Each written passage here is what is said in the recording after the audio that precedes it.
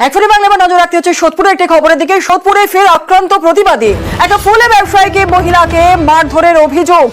তোলা না দেওয়ায় ব্যবসায়ীকে মারধর দুষ্কৃতীদের, আর প্রতিবাদ করায় তৃণমূল কর্মীকে বেধড়ক মার। সোদপুরে ফের আক্রান্ত প্রতিবাদী, ফুল ব্যবসায়ী মহিলাকে মারধরের অভিযোগ। তোলা না দেওয়ায় ব্যবসায়ীকে মারধর দুষ্কৃতীদের। আমাদের সঙ্গে রয়েছেন আমাদের প্রতিনিধি সুবীরের কাছ থেকে আরো বিস্তারিত জানতে চাইবো। সুবীর, ঠিক কি ঘটেছিল এবং অবশ্যই জানতে চাইবো যে এই ঘটনায় এখনো পর্যন্ত কাউকে কি পুলিশ আটক বা গ্রেফতার করেছে? দেখো, তোমাকে জানিয়ে রাখি, সোদপুর ট্রাফিক মোড়ের কাছে সোদপুর স্টেশন রোডে ধারে, রাস্তার ধারে কিন্তু ফুল বিক্রি করে মহিলা এবং তার স্বামী, এবং 4 থেকে 5 জন দুষ্কৃতী তারা বাইকে করে রাত্রিবেলা আসে এবং তাদের কাছে টাকা চায়, এবং এই টাকা নিয়ে কিন্তু গন্ডগোল হয়, এবং সেই টাকা দিতে না চাইলে কিন্তু সেই ফুল ব্যবসায়ী মহিলাকে মারধর করে। এবং সেই মহিলাকে মারধর করা দেখে সেই দোকানেই ফুল কিনতে এসেছিলেন একজন যুবক, যার নাম হচ্ছে অভি সিং। তাকে তৃণমূল কর্মী বলে পরিচিতি রয়েছে এলাকাতে, এবং তারপরে কিন্তু তাকে রাস্তায় ফেলে বেধড়ক মারধর করা হয়, এবং ঘটনায় কিন্তু তার মাথা ফেটে যায় এবং রক্তাক্ত অবস্থা তাকে স্থানীয় একটি নার্সিংহোমে নিয়ে যাওয়া হয়েছে। এই মুহূর্তে তিনি চিকিৎসাধীন রয়েছেন, এবং এই গোটা ঘটনার অভিযোগ দায়ের করা হয়েছে খড়দহ থানায়।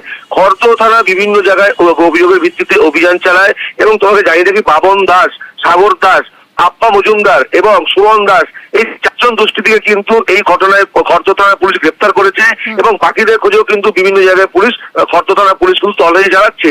এবং এই ঘটনায় আক্রান্ত তৃণমূল কর্মী এবং যে ফুল ব্যবসায়ী মহিলা রয়েছেন তার পরিবার যথেষ্ট আতঙ্কে রয়েছে। বেশ, ধন্যবাদ। আমার দোকানে কাস্টমার এসে দাঁড়াইছি বলে কমলেশকে মেরেছে।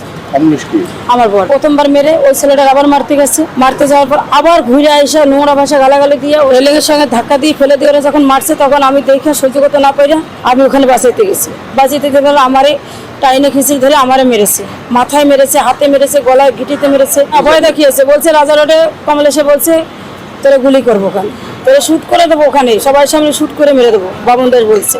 ফুলের দোকানে গেছিলাম আমি ফুল কিনতে, কয়েকজন দুষ্কৃতী বাইকে করে আসে, ফুলের দোকান আছে, সেই ফুলের দোকানে ওরা তোলা চায়, মারধর করে। সে বাইক বাহিনীর মধ্যে আপ্পা, বাবন, সাগর, এরা সব কমসে কম 15-16 জন আসে।